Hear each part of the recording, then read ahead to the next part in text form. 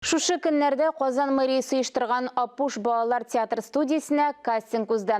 Аның нәтиҗәләре белән хәбәрчебез Мөршидә Җиһан таныштыра. Балаларга театр студиясендә шөгыльләнү мөмкинлекләре күп дип әйтеп булмый Казанда. Юк дисәң дә дөреслеккә туры килмәс. Кайбер энтузиаст укытучылар я үзләре, я театр белән килешеп түгәрәк оештыра. Шулай ук театр иҗат йортлары каршында эшләүче берән-сәрән балалар студияләрендә шөгыльләнүчеләр бар.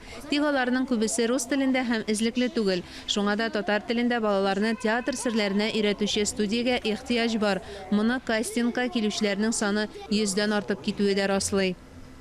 Мин бүген Апуш театрга килдем. Монда мин күрсәттем үзеңнең талантны.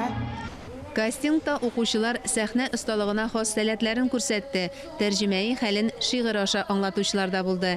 Әмма төп биремнәр сайлану мәйданында үтәлде. Кайсы бер балалар шатланып яз килүен аңлатса, кайберләре бер мизгелдә попугайга яисә майга әверелде. Мин җәүдәдер заман бөҗәкләр диалогын сөйләдем һәм яратырга җырладым. Укучыларның әзерлек дәрәҗәсе төрле, араларында татар телен камил дәрәҗәдә белмәүчеләр дә бар. Әмма бу киртә түгел. Без аларны өйрәтәбез дип белдерде балаларның чыгышына бәя бирүче Резида Сәләхова. Алла бирсә инде киләчәктә алар белән планнар зурдан. Һичшиксез инде күмәк дәресләр сәхнә теленнән булачак, вокал дәресләре, актерлык осталыгы дәресләре һәм бию, икенче төрле әйтсәк инде сәхнә хәрәкәте дәресләре дә була. Һәрбер фәннән, һәрбер дәрестән профессионаллар укытачак һәм нәтиҗә итеп спектакльләр куелачак балалар белән.